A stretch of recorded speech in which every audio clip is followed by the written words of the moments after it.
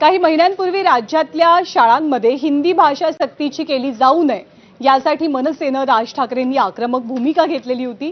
त्यानंतर राज्य सरकारने एका समितीची स्थापना केली, त्रिभाषा समितीची। या त्रिभाषा समितीचे जे अध्यक्ष आहेत नरेंद्र जाधव, त्यांनी आज राज ठाकरेंची त्यांच्या निवासस्थानी जात भेट घेतली। त्या भेटीचा फोटो आता समोर आलेला आहे। समितीने आजवर नेमकं काय काय काम केलंय हे राज ठाकरेंनी यावेळी जाणून घेतलं।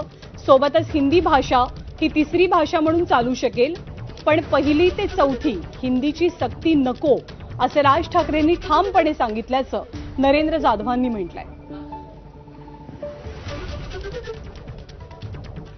त्यांनी समजावून घेतलं की समितीने आजवर काय काम केलेलं आहे, कारण सुरुवातीला त्यांनी मुळात समिती असायलाच हवी का असा प्रश्न उपस्थित केला होता, परंतु त्याबद्दल त्यांची आता खातरजमा पटलेली आहे की समिती चांगलं काम करते आहे। समितीच्या कामाबद्दल ते समाधानी आहेत। त्यांचं मत आम्ही ज्यावेळी विचारलं, विशेषतः हिंदी भाषेबद्दल, तिसऱ्या भाषेबद्दल, त्यावेळी त्यांनी ठामपणे सांगितलं की हिंदी ही तिसरी भाषा म्हणून चालू शकेल, परंतु पहिली ते चौथी कुठल्याही प्रकारे हिंदीची सक्ती असता कामा नये।